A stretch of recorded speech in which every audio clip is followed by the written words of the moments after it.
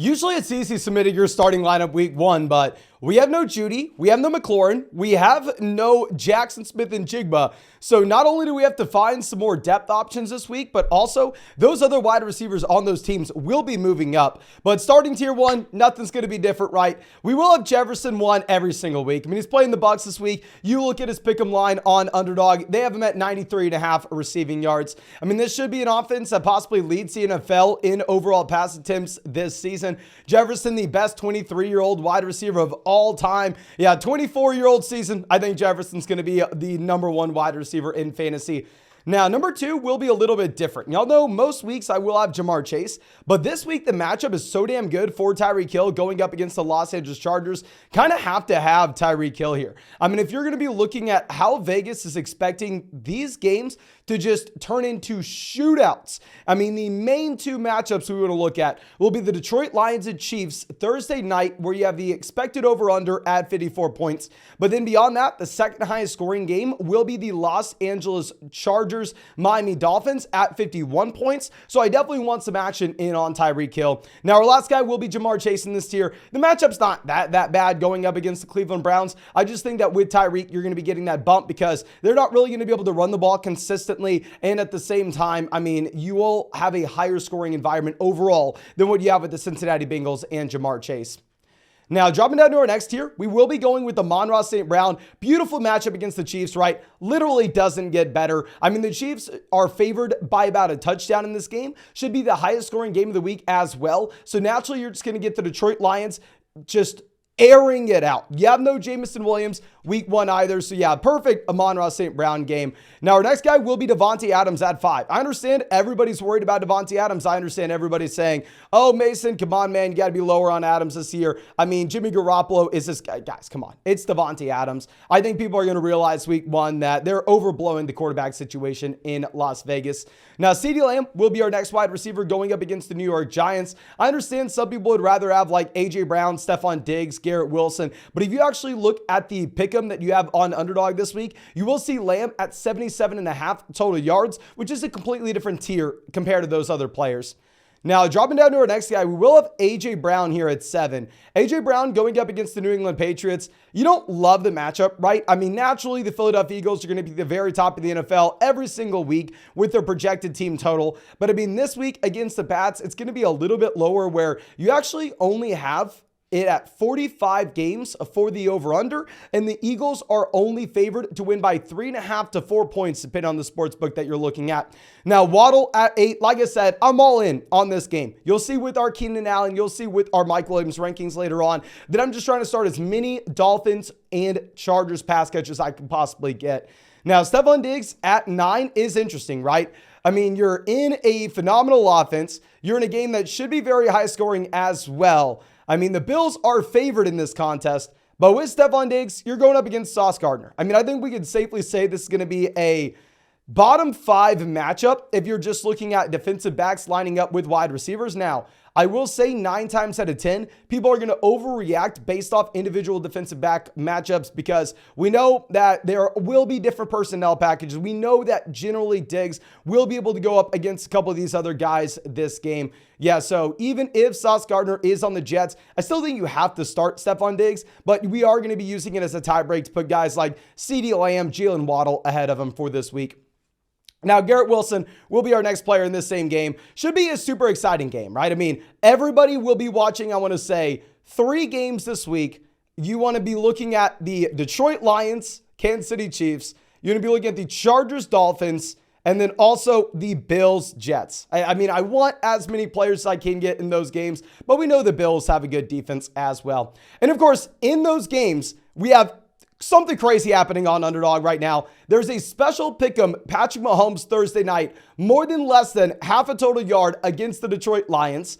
On top of this, there's an exclusive Flock Pick'em, Josh Allen more than less than half a passing yard against the New York Jets on Monday night. I've never seen Underdog have two special pick'ems the same week, but on top of this, if you are new to Underdog Fantasy, you will get a third special pick'em, a mystery special pick'em for week 1. Also, if you're new with promo code FLOCK, not only are you going to get all 3 of those, but you'll also get our 2023 fantasy football rankings, a free trial to flockfantasy.com where you can find all our premium content, and on top of that, a 100% deposit match up to $100. So please make sure you are taking advantage of that, ladies and gentlemen.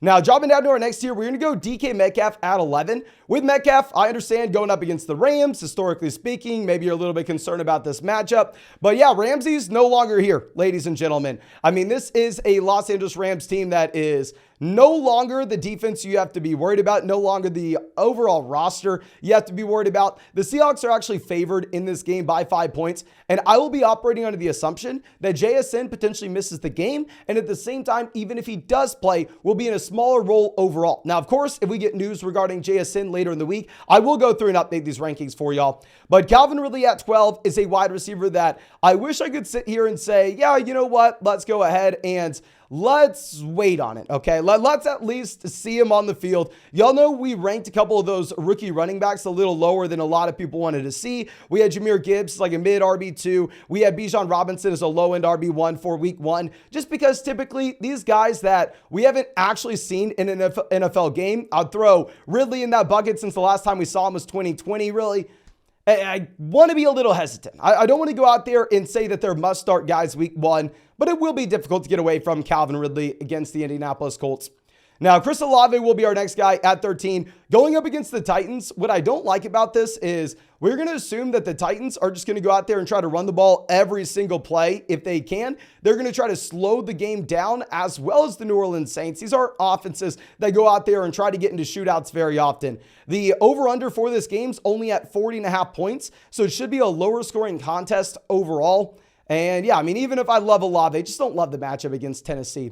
Now, our next spot will be Keenan Allen going up against the Miami Dolphins. Like we were saying, I mean, with this matchup, it's beautiful. You have to start as many of these guys as you potentially can. And with Keenan Allen as well, I mean, y'all know generally I'm a little bit worried because he's a wide receiver going into year 10 that's seen 3 straight seasons of an overall decline with his target share on a per game basis, where they also add in Quentin Johnston round 1 in this year's NFL draft. But with that being said, Johnson's probably not going to roll at the beginning of the season. Even if Keenan Allen going into year 10 is at a slight risk due to injury compared to some of the other guys in this range, that's not something we're worried about week 1, and it's a beautiful matchup. You have to start Keenan. Definitely a better matchup than our next guy with Devonta Smith at 15. With Smith, I mean, right now his underdog pick'em's at 59.5 receiving yards. Not a great matchup against the New England Patriots. As we were discussing previously, I mean, in a lot of these games, I think we can assume that the Philadelphia Eagles are potentially the highest scoring offense of the week, but this game is just supposed to be lower scoring than what we're used to with Philadelphia. I mean, this is going to be at New England. The over-under of this game is only 45.5 points in comparison to what we have with like the Chargers Dolphins at 51.5, right? Now, our next guy will be Amari Cooper. Amari Cooper's a wide receiver I've drafted a ton, and I'm not going to lie to you, out of all offenses that I'm most intrigued to watch week 1, the Cleveland Browns will be one of those, because we know last year this offense was built for Jacoby Brissett, and yeah, Watson played at the very end of the season, but he stepped into a Jacoby Brissett offense and really had no football experience in years. Now that we've actually had Deshaun Watson with an entire offseason to prepare, we've had this coaching staff building the game plan around Watson's skill set in particular.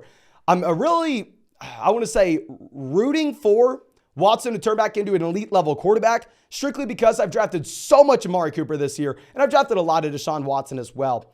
Now, T. Higgins will be our next guy at 17 in the same game. I mean, like we were talking about previously, with this game against the Browns, I do think the Browns go out there and try to run the ball, slow the game down. It's at Cleveland, and I think you just possibly have better game environments elsewhere. Now, Lockett, 18, similar situation to what we were talking about with Metcalf, right? You're getting the bump based off the matchup. You are also getting a bump based off JSN either missing the game or potentially starting slow based off the time that he missed at the end of preseason. And that's going to give Lockett and DK Metcalf almost the guaranteed target share that you're looking for in this offense. Now, JSN looks like he's going to be good to go for this contest. I will update these rankings later on for y'all. Now, Mike Williams going up against the Miami Dolphins will be a wide receiver that I am also trying to get in my lineup if we can, right? I mean, with Mike Williams, his player pick him on Underdog's 59.5 receiving yards, and it's going to be a shootout. You're not having to worry about Quentin Johnston early on. And I mean, I understand a lot of people think that maybe the Chargers are just going to go out there and blow out the Miami Dolphins, considering the fact that this is in Los Angeles. But right now, the spread on this game's only 3 points. It actually should be a competitive contest where the Chargers aren't able to just run the ball in the second half. Now, our next guy will be Deebo Samuel. Don't love the matchup for Deebo. Going to play the Pittsburgh Steelers at Pittsburgh. The over-under of this game right now is 41 points. I mean, if you're going to be looking at some of the other really low-scoring games this week, the only other games that are supposed to be under 41 points are the Arizona Cardinals, Washington Commanders. We're not too excited to play any of those guys, right? And then we go over and try to find any other. We have the Titans and New Orleans Saints. We already talking about that not being a great spot for Olave. And we have the Panthers and the Atlanta Falcons. So this should be a bottom 5 game overall in terms of the raw amount of points scored, according to Las Vegas Sportsbooks. Obviously, that's not going to be an exact science, but it is the best information that we have at our disposal. With Deebo as well, I mean, this is going to be a spot where we're very interested to see the health of George Kittle. Kittle has not been practicing. I'm going to assume that George Kittle does end up playing week 1, but if George Kittle were to be a surprise absent, then at that point, I think you would move Deebo Samuel, honestly, up to like 15 or 16. Now, Mike Evans, as our next wide receiver, is someone that I maybe am a little bit worried about the long-term relationship that you have with the Tampa Bay Buccaneers. I mean, we had the report saying, yeah, he's no longer entertaining contract negotiations. This is a spot where, in my mind, it makes a ton of sense for the Tampa Bay Buccaneers to go through and sell Mike Evans, send him to the New York Jets, save your money, get the 101 in next year's draft, draft Caleb Williams, or get a top 5 pick and go take Marvin Harrison Jr. It's a team that really doesn't have aspirations to be a contender. We have Mike Evans going into year 9. I think that there are a lot of other teams that could use Mike Evans, whereas the Bucs maybe don't necessarily need him. But same thing with Godwin as our next player. The thing is, ultimately, at the end of the day, this is a great matchup going up against the Minnesota Vikings. I mean, while the Vikings definitely should win this game in Minnesota, and as I was discussing with the Tampa Bay Buccaneers, you don't necessarily love this offense. You don't love this team. I think most weeks you have a team playing the Minnesota Vikings, you want to be going through and starting their wide receivers, just given the fact that the Vikings are going to be a high-paced, high-scoring offense that are going to look to throw the ball very often, and teams playing against them, especially those teams that will be trailing, are in a potential spot to get in a full-blown shootout with Minnesota. Now, our next guy with Jahan Dotson is in an interesting situation. With Dotson, he should be in the lowest scoring game of the week because they're playing the Arizona Cardinals. The Cardinals are going to Washington. The Cardinals are the worst team in football. But with Dotson, considering the injury that you have to Terry McLaurin, I'm going to operate under the assumption McLaurin's not playing, and Dotson sees a 25 to 30% team target share. We know Washington was a team that looked phenomenal in the preseason. I mean, Sam Howell actually looks very good. But the main question is, do they go through and look to throw the ball in the second half? Or is this a game where the Arizona Cardinals just simply can't put points on the board, and you have Brian Robinson just rushing the ball for 25 times in this contest? Now, DJ Moore is our last wide receiver in the top 24. We'll talk about some more players in just one second. But with DJ Moore going up against the Packers, I understand everybody's freaking pumped, right? Yes, with Moore, he had some big plays in the preseason. He looked great. I want to see what Chicago decides to do. I want to see if this is a team that tries to lead the NFL in overall rushing attempts, or if they try to go out there and actually have some reasonable passing volume in this offense.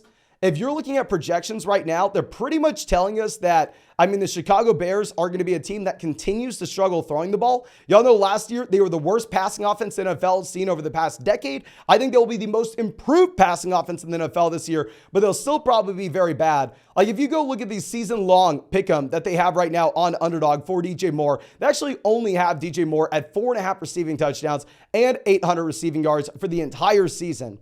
See, it's hard to get excited about the passing volume in Chicago until we actually see it. Now, let's talk about some other guys that potentially could be in interesting spots to start if you really needed to. Now, my issue with a couple of these names, such as Drake London, Deontay Johnson, Brandon Ayuk, and George Pickens, is if you are looking at this tier of wide receivers, they are all going to be in extremely low-scoring games. These will be bottom 3 overall games in terms of total points scored.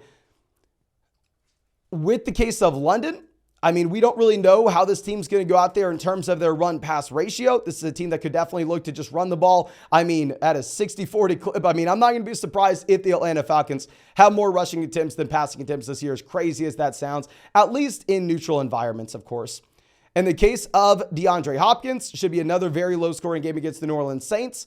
In the case of Christian Watson, I really want to get Watson inside the top 24 of these rankings. But if you look at his underdog pick'em right now, they actually have him at 45.5 receiving yards against the Bears. That's lower than like Mike Evans, Chris Godwin by double digits. And then George Pickens is actually only at 43.5 receiving yards against the 49ers. Deontay Johnson only at 50.5, but the 49ers obviously have one of the best defenses in the NFL. So, I mean, it's not necessarily a spot you're going to be starting too many Pittsburgh Steelers in a very low game environment, while at the same time they're going up against that tough defense. Throw Brandon Ayuk into the mix as well. With Ayuk, the issue is this game's not going to have a lot of points. And then looking at a few more names, I mean, Michael Pittman is going to be a wide receiver that I think we can't start until we actually see Anthony Richardson, right? I mean, if we see Anthony Richardson going out there and actually effectively moving the ball down the field as a passer, then at that point in week 2 and beyond, we can start Michael Pittman. But when it comes to all these situations with these rookies, I think it's going to be a stay away spot until we see otherwise. You want the rookies to prove it before you put them in your lineup. I mean, I would say the same thing with Christian Kirk, who's going to be in that same game. Obviously, you have the quarterback that you want to see with Lawrence there, but at the same time, we don't know what the situation is going to be like regarding the usage of Calvin Ridley and Zay Jones in this offense. So I'd really like to get clarity on seeing if Christian Kirk can actually play in 2 wide receiver sets. Plus, it's a game that's probably not going to be a shootout, right, with Anthony Richardson on the other side. And then last but not least, with Courtland Sutton, this is a wide receiver that I think can be appealing, but I want clarity on the Jerry Jeudy, Tim Patrick, KJ Hamler situation. If all 3 of these guys are clearly out, which in the case of Tim Patrick, we already know, but I mean, in the case of Jerry Jeudy, maybe a little bit up in the air at this point.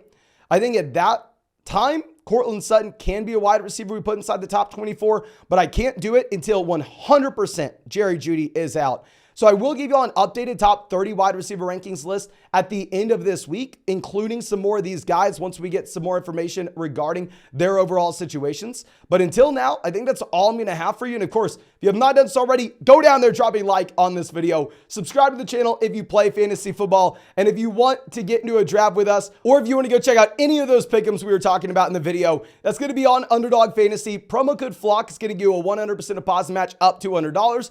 Plus, with promo code FLOCK, you're going to get my 2023 fantasy football rankings, a free trial to flockfantasy.com where you can find all my premium content. And you need to take advantage of it this week because they have a Patrick Mahomes special Thursday night site-wide, more than less than half a passing yard against the Detroit Lions. There's a Flock exclusive special, Josh Allen Monday night, more than less than half a passing yard against the New York Jets. And also, there's a mystery special site-wide for new members of Underdog Fantasy with promo code FLOCK. I've never seen them do 2 special pick'ems the same week, let alone 3. Please make sure you are taking advantage of that.